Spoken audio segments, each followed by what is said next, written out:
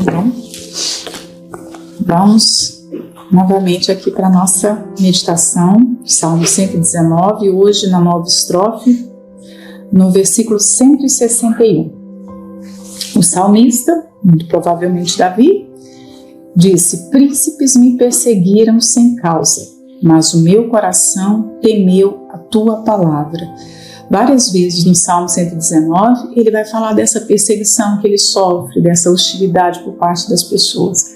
Mas em alguns momentos ele detalha quem são essas pessoas. E este aqui é um dos versículos que a gente vê bem nitidamente que a perseguição não era feita por qualquer pessoa, era por alguém que tinha autoridade, né? O príncipe é aquele que tem autoridade para mandar prender, mandar soltar, mandar açoitar, né? Mandar invadir.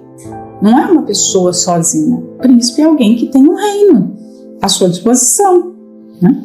Então é uma perseguição que vai chegar e causar um nível de sofrimento muito maior do que aquela perseguição que vem de uma pessoa comum, né? Mas o salmista aqui não se mostra preocupado, temeroso, ele não fica assustado, olha o que está acontecendo, aquela pessoa está fazendo isso, aquela pessoa está fazendo aquilo. Não, ele se mantém, embora ele fale da perseguição, ele fale quem é, né, a pessoa, que é o posto, o cargo da pessoa, mas ele se sustenta aqui por causa do seu temor à palavra. Ou seja, ele não tem uma confiança em Deus de boca. Ele realmente confia, não importa. Ainda que uma guerra estoure contra mim, lembra desse salmo? É isso. Manter a confiança em Deus quando não há perseguições é muito fácil. Mas quando vem uma adversidade, a nossa fé é provada. E isso, teoricamente, é tão fácil de falar e tão fácil de entender, mas como é difícil na prática, não é? Quem já passou lutas, principalmente dentro da obra de Deus, sabe o que eu estou falando. Como é difícil você praticar isso. Por quê? Normalmente nós esperamos perseguições, vamos pensar agora, de quem nós esperamos as lutas? Vamos ser sinceras. Nós esperamos as nossas maiores lutas das pessoas incrédulas, não é? Das pessoas que não conhecem a Deus, das pessoas que não têm respeito pela palavra, não tem o mesmo ideal que nós temos, nós estamos lutando por um objetivo, aquela pessoa luta por um objetivo antagônico, oposto. Então você até espera e se prepara para que as lutas venham daquela forma, né? Só que os nossos planos já nasceram frustrados, né? Tipo assim, eles já nasceram frustrados. Todos os nossos planos, até os planos por onde nós seremos perseguidos, porque o Senhor Jesus prometeu lá, eu estava fazendo uma listinha um dia desse, de tudo que Jesus prometeu, né? As coisas, acho que foi na penúltima meditação, não sei, antepenúltima, né? Ele prometeu que nós seríamos odiados, que os nossos maiores inimigos seriam na nossa própria casa, que nós seríamos perseguidos, que nós seríamos incompreendidos, não é? Que nós seríamos expulsos de lugares. Gente, não sei se você já teve a dor de ser expulsa de um lugar. Não? Deve ser terrível, eu não tive ainda. De escorraçar de um lugar. Jesus prometeu isso, que iria nos expulsar. No caso, ele se dirigindo aos discípulos que estavam ali em Israel, vocês vão ser expulsos da sinagoga. A sinagoga era o lugar menos provável para alguém cheio de fé ser expulso. Não é? Isso teoricamente, né? Então eu fiz uma listinha de tudo que Jesus prometeu, né? Que a gente teria muitas aflições, né? Muitos tereis aflições, né? Então, às vezes as pessoas se apegam assim: ah, porque Jesus prometeu, eu vou ter saúde, que maravilha. Ela se apega a Isaías 53, é maravilhoso, realmente, lá promete a cura de enfermidades e de dores. São dois patamares, duas categorias completamente diferentes, né, de aflições no corpo. Uma é uma doença, enfermidade é uma doença, e dores é uma dor que você está sentindo. Você começou a sentir uma dor de cabeça, não é uma doença, mas Jesus também já levou essa dor, né? A pessoa fala, mas a vida é com abundância, então Jesus prometeu dinheiro. E as pessoas vão se pegando nessas coisas E esquece que a lista das aflições, ela é muito mais considerável. Nós não podemos deixar de olhar para elas. Então, Jesus fala exatamente sobre isso, que nós seríamos odiados. Gente, quem gosta de ser odiado? Fala sério. Eu amo perseguição, eu amo quando as pessoas me caluniam. É assim, tem alguém, em sã consciência que fala assim, eu amo quando alguém inventa uma grande mentira e eu sofro. Não, a gente sofre, nós gememos, ninguém gosta disso. Mas é promessa do nosso Deus, nós seríamos odiados. E sem causa, uma coisa é você ser odiado com causa. Aqui está falando sem causa. Ele é bem claro que ele foi perseguido por pessoas importantes, mas sem causa. Então, o Senhor Jesus, além de ter prometido todas essas dificuldades, uma jornada de dificuldades, ele deixou claro de onde viriam essas dificuldades, não só dos incrédulos. Então, não se desaponte ao passar por uma grande luta vinda por alguém próximo que senta à mesa com você. Eu penso que quando Judas, o traidor, porque já estava escrito que Jesus seria traído, e aí o Pai, na sua presciência, na sua onisciência, coloca esse traidor entre os seus discípulos. Gente, uma é a dor de ser traído por alguém que você não ama, que não está perto de si. Não assim, você não tem aquele afeto, aquela convivência, você está distante dela. Uma é essa dor. Outra é a dor de ser traído por uma pessoa que te conhece, que convive com você, que sabe do seu caráter, que sabe das suas intenções, que você já ajudou. É diferente. Então, quando Deus decide cumprir as Escrituras da traição através de um dos discípulos, a gente já entende como é que vai ser a nossa vida, não é? Vai ser nesse nível, no mesmo nível de Jesus. Jesus sofreu, nós temos que esperar passar pelos mesmos sofrimentos. É o mesmo caminho para aprender a obedecer. Imagina, a nossa alma nesse mundo tem uma disciplina. Nós temos um currículo para cumprir. E dentro desse currículo está lá, você vai ter que aprender a obedecer. Ninguém aprende a obedecer sorrindo, de boa. Seria maravilhoso se fosse assim, mas nós não somos assim. Então nós aprendemos pelas aflições. Jesus aprendeu pelas coisas que sofreu. Isso diz o quê? Filipenses 2, capítulo 2 todo, especialmente a partir do versículo 5. Ele se esvaziou da sua condição de ser Deus. Ponto. Isso já é extraordinário. Se fez homem, né? Deixar sua condição de Deus e se encarnar como homem. Imagina isso. Mas só que não foi só como homem. De homem ele se tornou servo. Desceu mais ainda, se esvaziou mais. Porque se ele fosse um homem aqui e não servisse ninguém, já era um sacrifício, ele se tornou homem. Mas não, ele veio como homem e serviu a todas as pessoas. Ele veio como servo. E aí ele desce mais um patamar. Você acha que é pouca humilhação? Não, ele se torna o menor dos servos. O menor. Quando ele se curva diante dos pés dos discípulos, ele estava mostrando o quê? Por que houve rejeição dos discípulos em deixá-lo fazer aquela ação? Chocou. Porque só o pior dos escravos fazia aquilo. Então, olha o nível de esvaziamento. E o Senhor Jesus aprendeu a obediência pelas coisas que sofreu. Então nós não vamos aprender sorrindo. Vão surgir os Judas na nossa vida. Nós precisamos do Judas. Entenda isso.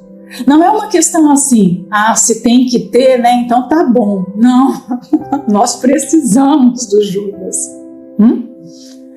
Só que, como o Senhor Jesus, nós precisamos aprender a lidar com Judas quando ele aparecer. Ele vai aparecer na sua vida. Eu já tive vários. E vai aparecer para você. Não estranhe, não veja isso como uma coisa do outro mundo. Como o Senhor Jesus se comportou com Judas? Imagina, a Bíblia fala, Lucas fala que Jesus passou uma noite inteira orando para escolher os seus discípulos. Ele sabia quem ele estava escolhendo, mas ele sabia que ele precisava do Judas. Né?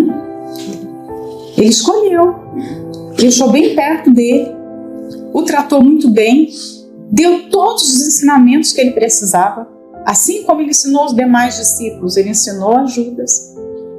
Ele deu um cargo de confiança para Judas, porque cuidar das ofertas era uma função importante, claro que era. E aí você pergunta, mas por que é que o Senhor Jesus deu logo uma tarefa dessa para alguém que era infiel? Pois, né? Olha isso. Ele cavou ainda mais condenação para si, não é? Porque se uma pessoa é infiel e ela recebe mais chance ainda de pecar, né? Porque a oportunidade ali era uma confiança que Jesus estava depositando nele para que ele percebesse que ele era amado, que ele era bem-vindo, que ele era alguém da estima de Jesus. Mas ele pegou toda aquela confiança e jogou no lixo, jogou no ralo. Aí é com ele. A traição de Judas não fala sobre Jesus, fala sobre Judas, não é? Mas como que o Senhor Jesus o tratou? Você vê que depois da traição, ele tenta salvar Judas até o último momento. Mas depois que já não tinha mais jeito, Judas já estava com seu coração inflamado por aquele desejo, ele já estava corrompido, ele já estava interiormente perdido. Então, quando ele sai, Jesus não briga com Judas, não discute. Quando Judas entra no jardim do Getsemane, que era um lugar, você vê que eu gosto dos detalhes, e lá tem um detalhe, Lucas dá esse detalhe, né? Eu não sei se outro evangelho dá também, mas fala que era um lugar que Judas já conhecia. Naquele momento, Jesus poderia ter ido para um lugar que Judas não conhecia. Já que ele vai me trair, vou tornar isso mais difícil, vai sofrer para me achar. Mas não, ele foi para um lugar onde Judas sabia que poderia encontrar o nosso Senhor lá, né?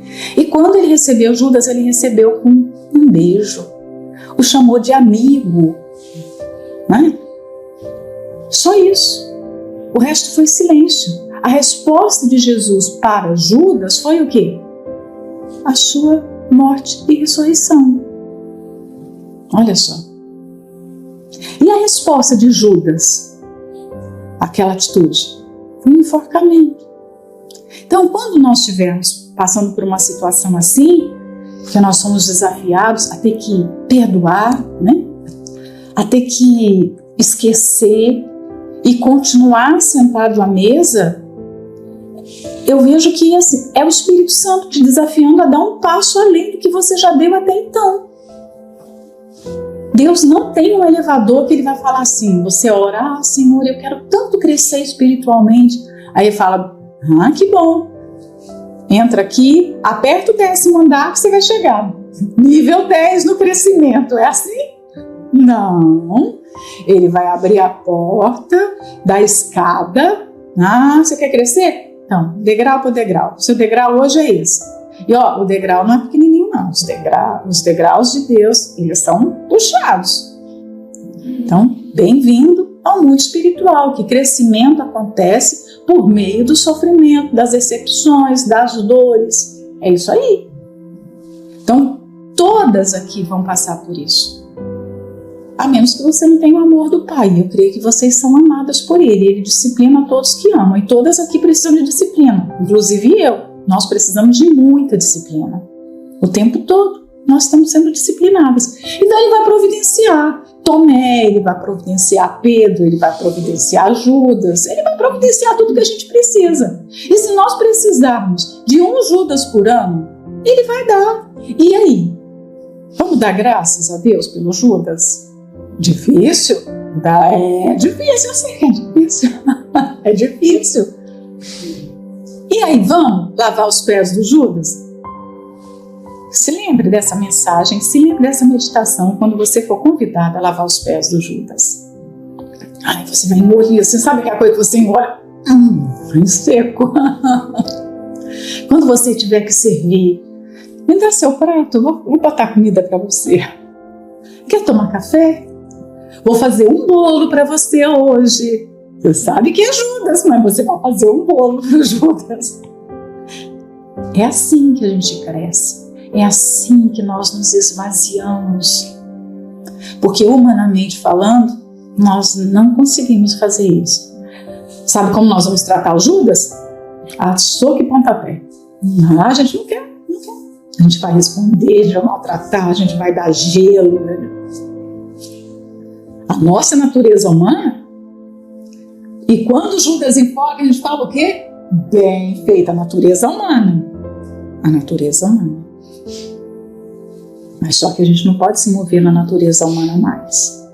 Deus tem nos chamado a um nível de conhecimento dele muito maior a cada dia, a cada dia. Crescer na graça dele e no conhecimento dele é sermos transformados assim, na sua imagem, na sua semelhança, assim como ele é, nós seremos. Imagina isso. Esse é o crescimento verdadeiro. Não é conhecer a palavra, onde está escrito e... Não é poder mostrar para as pessoas tantos anos de obra, não. E às vezes, esses problemas surgem, assim, sem aviso prévio. Aí você vai se lembrar, olha só. Não racionalize, não olhe com as lentes da sua natureza humana. Se vista da natureza espiritual e entenda as coisas com a ótica do céu. Então, as dores mais doídas que eu já passei na obra não foram causadas pelos de fora, foram causadas pelos de dentro. Quem mais machucou Jesus não foram os religiosos que ele não tinha contato. Você vê que João, o prólogo de João, traz um versículo maravilhoso. Veio para os que eram seus, mas os seus o rejeitaram. Não é profundo isso? A alegria dele de chegar ao mundo, de entrar no mundo, ele recebeu um corpo. Quando você vê o corpo humano e o útero da mulher, né? O útero pequeno, às vezes assim, ó, é tamanho da palma, né, da nossa mão aqui fechada. Só que ele tem a capacidade de se estender. Então, quando você olha uma gravidez, todas as vezes que eu olho, não tem como não me lembrar da concepção de Jesus. Porque como Deus, imagina, Deus, se sujeitou a ser uma sementinha dentro do útero de uma mulher e ficar contido ali, recebendo, sabe, o seu corpo sendo formado dia após dia dentro daquele útero. Gente, é Deus dentro daquela condição. Eu e você nascemos da barriga de uma mulher, tudo certo, é coisa mais... Todo mundo nasceu assim, mas o Senhor Jesus não. É muita humilhação, é muito esvaziamento. E depois nascer naquelas condições, ele poderia ter escolhido um lugar digno, ele poderia ter nascido com médicos renomados, ele poderia ser chamado de grego, de romano. Não, ele é chamado de Jesus de Nazaré, que nasceu dentro de um estábulo. Não. E ele fala, as raposas têm os seus covis, né? Imagina, as aves têm os seus ninhos, mas o filho do homem não tem onde repousar a cabeça. Ele viveu nesse mundo sem ter uma casa. A casa é a necessidade mais básica do ser humano. Você já imaginou que Jesus, quando veio como homem, nunca teve uma cama como nós temos, um travesseiro, um edredom como nós temos, um casaco como nós temos? Ele nunca teve isso. Talvez ele nunca comeu um bife macio como nós comemos. Ele não teve nada disso. ele não se sentiu diminuído por isso. As exigências que hoje nós fazemos para servi-lo são inconcebíveis se nós compararmos com a vida que ele teve. Uma loucura o que a gente pede para servi-lo hoje, não é? Então, nós temos que nos preparar para os sofrimentos, porque nós nos preparamos para as promessas de bênção, de livramento, de alegria, mas não é isso que está prometido só, né? O 162 fala: fogo com a tua palavra, como aquele que acha um grande despojo. O fogo aqui me alegro, me regozijo, eu tenho uma grande alegria. Mas a grande alegria do salmista aqui, vamos pensar, se o salmista foi Davi, esse salmista foi Davi, ele não está falando que ele folgou quando ele conquistou, derrotou os filisteus, quando ele conquistou as terras da Filístia. Ele não está falando que ele se alegrou quando ele recebeu despojos da guerra de tal lugar, ou quando ele se casou com uma outra esposa. Não. A grande alegria dele aqui está relacionada à palavra. Não é uma alegria circunstancial, porque qualquer alegria nossa, advinda de coisas terrenas, é circunstancial. E eu vou usar o exemplo de Ana e de Penina, duas mulheres que estavam infelizes. Quando você lê 1 Samuel 1, você vê claramente duas mulheres infelizes, não é? Elas eram infelizes pelos motivos diferentes, mas as duas estavam infelizes. Ana só chorava, não comia, não devia dormir direito, né? E aí fala, qual era a causa da infelicidade de Ana? Não tem filho. Mas falava lá, ela era muito amada pelo marido, né? O marido amava tanto que ele queria diminuir o sofrimento de Ana, dando o quê? Porções. Ele dava muita coisa para Ana. Nós vamos a Siló, nós vamos ofertar. Então, Penina, eu vou te dar só esse pouquinho de oferta, mas para Ana eu vou dar um saco, vou dar bastante oferta. Ana, você vai desfilando, que você tem muita oferta para entregar. Olha só. Em outras palavras, Eucana estava dizendo, você não tem filho, mas eu vou te dar alegria de uma outra forma. Então se agarre ao meu amor, porque o meu amor é uma fonte de alegria para você. E ele loucamente chega a falar isso. Ana, não sou eu melhor do que 10 filhos? Ou seja, deposita a sua existência ao meu amor, porque eu te amo tanto. Então, esquece que você não tem filho, mas se apegue ao meu amor. Coitado, se Ana fizesse aquilo, Eucana podia morrer. E aí, o que seria de Ana? Olha só como nós erramos nas nossas racionalizações, né? Mas aí conta a história da rival dela, Penina. Penina era uma mulher muito desagradável, não é? A história bíblica de Penina não é das melhores. Penina era uma mulher que estava tendo um filho atrás do outro, mas fala lá, tem uma declaração que mostra aqui a infelicidade dela. O quê? Ela não tinha o amor do marido. Olha só. Ana tinha o amor do marido, mas não tinha filhos. Então ela não se sentia feliz. Penina tinha filhos, mas não tinha o amor do marido, também não era feliz. Uma tinha o que a outra queria, não é? Olha só. Então, as duas, quando começam a fazer as marcações de felicidade, quando Ana olhava para si, não tem como ser feliz, é melhor não comer, é melhor não existir, a vida é terrível, não quero mais. Mas ela foi uma mulher amarga por muitos anos. E Penina, poxa, mas que adianta? Tem um filho atrás do outro, olha minha barriga, tá virando uma pelanca, tô dando um filho todo ano.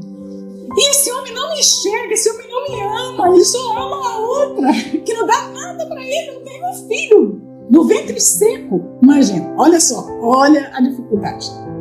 Então ela era infeliz porque ela não tinha o amor do marido. Uma mulher, quando não é amada, ela se torna amarga, né? Ela passava a vida a irritar a Ana. E Eucana, coitado, é o homem, a figura do homem que não entende nada. né? Ele não entende nada.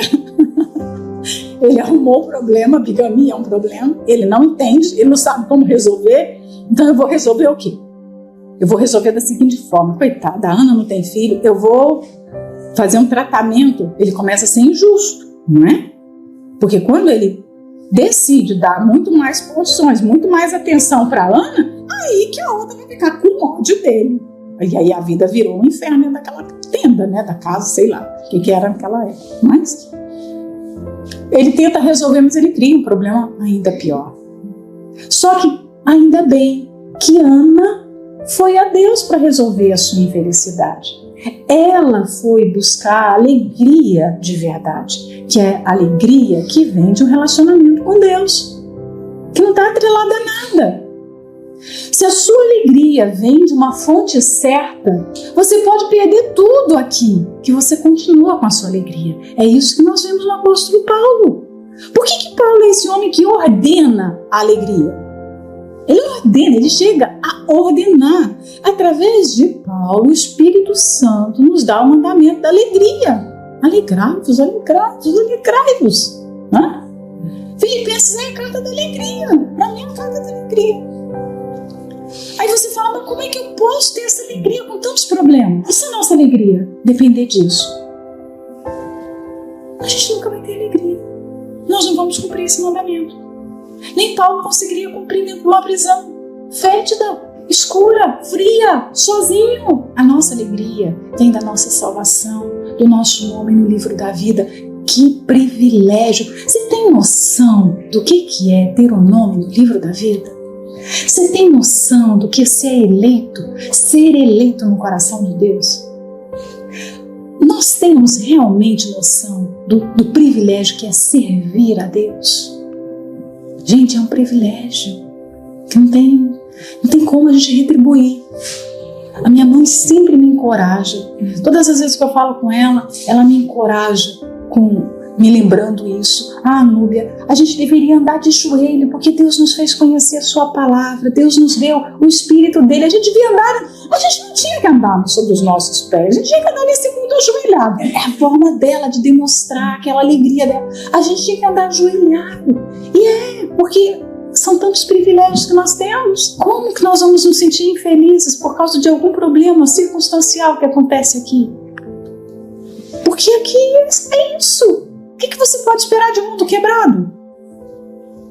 As pessoas vão, sem causa, realmente nos odiar e vão fazer mal. Mas a nossa alegria não depende do que está acontecendo à nossa volta. A nossa alegria vem de ter esse tesouro, de ter a palavra, de ter a instrução de Deus, de ter a força dele dia após dia, de ter a misericórdia dele que se renova todos os dias. Sabe o que é você abrir os seus olhos e a misericórdia de Deus ter se renovado para você viver novamente? A gente deveria ter sido fulminado por causa dos nossos pecados, mas não. Pela bondade de Deus, Ele nos dá o favor de respirar e de poder servi-lo. Por isso que está lá o Salmo 100, né? O 100 fala, 100, se eu não me engano, é o versículo 8, não lembro mais o versículo. Este é o dia que o Senhor fez. Alegrai-vos nele. Alegrai no Senhor. É o dia. O dia. Não é mais um dia. É o dia. Que dia especial. Vamos servir a Ele, né?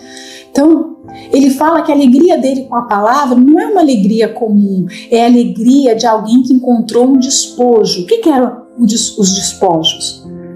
Os soldados, os exércitos iam para a guerra e eles tinham aquela grande batalha. Quando se sai para a guerra, não sabe se vai voltar vivo, porque você vai ter que matar ou morrer. Para se proteger, você vai ter que usar a sua espada. Imagina naquele tempo, as armas que tinha. O combate era corpo a corpo. Então, quando se voltava com vida, já era uma alegria. Mas quem vencia, voltava carregando o quê? Todas as riquezas daquele povo que foi vencido. Os despojos. Se pegava todos os despojos. Então, os soldados, às vezes, estavam feridos, ensanguentados, mas eles estavam felizes por quê? Eles estavam voltando ricos, riquíssimos. Eles estavam trazendo despojos para a sua nação, para o seu povo. dependendo da nação vencida, subjugada, aquele povo ficaria com liberdade, com supremacia por muito tempo. Então, quando nós lemos a palavra, a alegria da palavra, os privilégios que a palavra traz para a nossa alma, é como se nós tivéssemos encontrado essa grande riqueza. Eu falei do baú do tesouro, né, na semana passada. É como se, quando nós vamos à palavra, mesmo que seja um único versículo, um único verso da palavra, enriquece o nosso interior. A gente não está vendo. Você consegue ver quando um anel é colocado no seu dedo, né? Isso aqui é bijuteria, mas se fosse uma coisa valiosa, você coloca, que se fosse uma pedra de verdade, você coloca, nossa, está vendo o tempo todo aquela riqueza. Às vezes nós temos dificuldade de ver o quanto a palavra é preciosa, porque as suas riquezas estão sendo colocadas na nossa alma, que é invisível. Mas, imagina, eu estou olhando para vocês, eu não posso ver a sua alma, mas se eu pudesse, eu iria ver o quanto de ouro tem aí, o quanto de pedras preciosas, o quão rica você é, o quão rica é a sua alma, ou o quão pobre você é. Eu não vejo, mas Deus vê e o diabo também. Há uma dimensão espiritual, olhos, são olhos que contemplam realidades que os nossos olhos físicos não veem. Então, quando Deus olha para você, o que Ele vê? Uma pessoa pobre, lembra da igreja de Laodiceia? Que se sentia muito rica, mas o que o Senhor Jesus disse para ela? O que é que Ele disse? Você é pobre, você é miserável. Você é miserável, você precisa se enriquecer.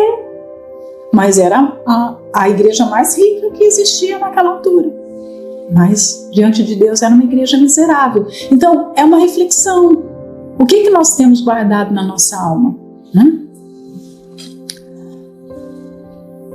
O 163 fala: abomino e odeio a mentira, mas amo a tua lei. Abominar e odiar, né? Abominar e odiar. Olha só, ele dá duas palavras para reforçar. Ele quer duplamente reforçar o quanto ele não gosta da mentira. No caráter dele, imagina, ele é uma pessoa temente a Deus. Então, o seu caráter é de alguém que ama a verdade. E porque ele ama a verdade, ele ama a palavra, ele acabou de falar. Que ele ama e se alegra na palavra. Então, é claro que esse amor vai expulsar toda simpatia pela mentira. Ainda que a pessoa esteja no aperto, ela não vai usar a mentira, porque ela odeia a mentira. Ela abomina a mentira. Seria ótimo se a gente falasse assim: só os incrédulos mentem. Mas quanta mentira há no meio dos cristãos? E mentira não é dita só com palavras, mentira no comportamento, mentira no tratamento com as pessoas, mentira no sorriso, mentira nos beijinhos. Olha que beijo mentiroso que Judas deu em Jesus. Uma mentira. Beijo é um símbolo de carinho. Ele beijou alguém que ele estava traindo. Então há muitas formas de mentir. Não é só com a boca, não é só com a palavra. Então, quem tem o caráter de Deus em si, tem essa mesma postura. Eu abomino a mentira. Eu odeio a mentira. Então, vamos pensar aqui. Qual é a origem da mentira? Por que é algo que a gente tem mesmo que odiar? Por que é algo que nós temos que abominar e nunca permitir que esteja na nossa vida? Ela tem uma origem péssima. Quem foi o primeiro a mentir nesse mundo? O diabo. Então Jesus o intitulou como o pai da mentira. A sua rebelião começou com uma mentira. Mentira. Então todas as vezes que alguém lança mão de qualquer tipo de mentira, ela está se colocando no território do diabo. Ela está se submetendo a ele, se sujeitando à sua autoridade, fazendo do diabo o seu senhor, porque é uma arma que pertence ao mal. E às vezes as pessoas só se sentem mal quando a mentira é descoberta. Se há uma mentira no comportamento, Você finge gostar de alguém que você não gosta. Você trata bem alguém que a pessoa não te desce, mas você trata bem. É diferente do versículo que eu estava falando anteriormente. Veja bem. São coisas diametralmente opostas, né? Estou falando de alguém que quer fingir um sentimento, fingir um comportamento que não está dentro dela. Mentira é tudo aquilo que está... O interior diz uma coisa, mas aqui fora diz outra. Não há uma combinação interior e exterior. Quando você trata bem Judas, é porque dentro do que eu estava falando, do versículo anterior, dentro de você há aquele desejo: eu vou honrar essa pessoa, eu quero fazer como meu Senhor fez, eu quero obedecer a palavra. Ou seja, você vai colocar para fora aquilo que está dentro do seu coração. Mas a mentira no comportamento, no fingimento, é o oposto. Por dentro, você gostaria de dizer outra coisa, mas aí, se você disser aquilo, você pode ser prejudicado, você acha que vai perder, porque se colocar no território do diabo é perda muito maior do que ser sincero. Então Deus ama a sinceridade, porque faz parte da sua essência, do seu caráter. E quando há qualquer tipo de mentira em nós estamos rejeitando a ação do Espírito Santo. Eu estava pensando e até escrevi isso, né? Que sacrifício tremendo o de Deus. O sacrifício que Ele faz de morar em nós. Gente, nós não temos dimensão do que é isso. Imagina, se nós, vamos pensar aqui, se você tivesse condições de transportar sua mente, tem promessas aí, com os chips aí, os negócios aí, né? Então, mas se a sua mente entrasse dentro da cabeça do seu marido agora, da mente do seu marido, você ficasse por um dia dentro da mente dele, será que ia ser prazeroso? Quando ele estivesse pensando coisa assim, não quero pensar em nada. Reage, vamos trabalhar. Por que você está aí assim? Por que você está nessa caixinha do nada? Não, que isso não é produtivo. Vamos aprender alguma coisa, vamos fazer alguma coisa. Imagina que sofrimento. A mente de uma mulher habitando na mente de um homem. Olha só, seres humanos. São só seres humanos. Já seria sofrimento. Imagina Deus, gente, Deus morando dentro de nós 24 horas por dia. Quando a gente pensa o que não deveria pensar, quando nós sentimos o que não deveríamos sentir, quando a gente faz o que não deveria fazer, imagina, nós submetemos alguém que é santo, santo, santo, a passar por isso. Nós precisamos praticar a consciência da presença de Deus, de quem mora em nós, de quem verdadeiramente mora em nós. Porque a gente não tem, nós nos esquecemos. É ou não é? A gente começa, leva às vezes 1 hora, 2 horas, sem nós nos darmos conta que o Espírito Santo está ali dentro. Se você estiver fisicamente perto de alguém muito importante, aquela pessoa está ali. Muitas vezes você come com a boca fechada, você vai, né? Você ri mais baixo, você tem um comportamento mais educado, porque você está diante daquela pessoa que você sabe que ela tem uma educação, que ela vai reparar. E aí nós esquecemos que Deus, nós não estamos, Ele não está assim do lado de fora, Ele está aqui dentro. Ele está vendo os pensamentos, Ele está o tempo todo, tudo é simultâneo para Ele. Você se sentiria confortável se aqui atrás estivesse, aqui nessa televisão? Peraí, nós vamos passar agora as últimas 5 horas dos seus pensamentos aqui para seres humanos, pessoas iguais. Você se sentiria confortável? Porque a gente não quer nem que o outro nos veja como realmente nós somos. Imagina, Deus nos vê como nós verdadeiramente somos. Então nós precisamos entender isso.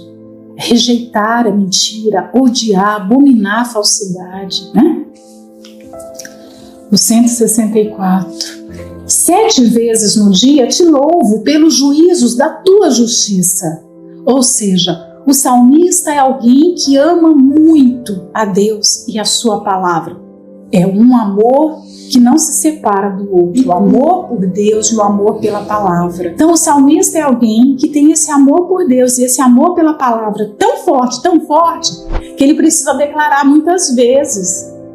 Muitas vezes. Uma só não é suficiente. Não, ele não é alguém que se satisfaz assim, eu vou orar apenas de manhã, eu vou orar apenas à noite.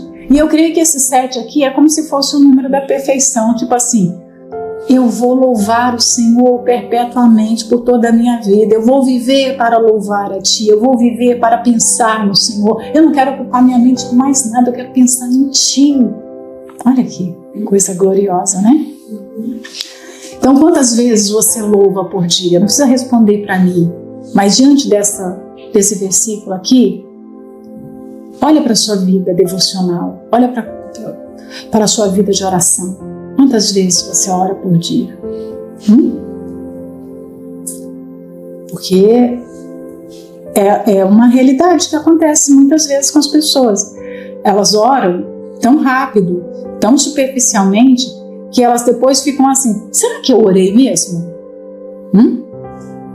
Já viu quando você está diante do prato de comida, que você ora tão rápido, aí você começa a será que eu orei? Olha só, foi tão no automático que você não sabe se fez, é igual fechar a porta da casa. Será que eu fechei? Porque você não se deu conta. Então será que a nossa vida com Deus não está sendo assim? Quem ama quer declarar o seu amor, quer mostrar o seu amor, quer mostrar a sua afeição. E não faz isso por obrigação. Não é um voto que a gente vai fazer aqui, gente, vamos orar 7 vezes por dia, vamos orar 3 vezes por dia. Não, de repente o seu amor extravasa de uma tal maneira que você ora 50 vezes por dia. Eu conheci pessoas que leram a Bíblia 20 vezes, 30 vezes, toda.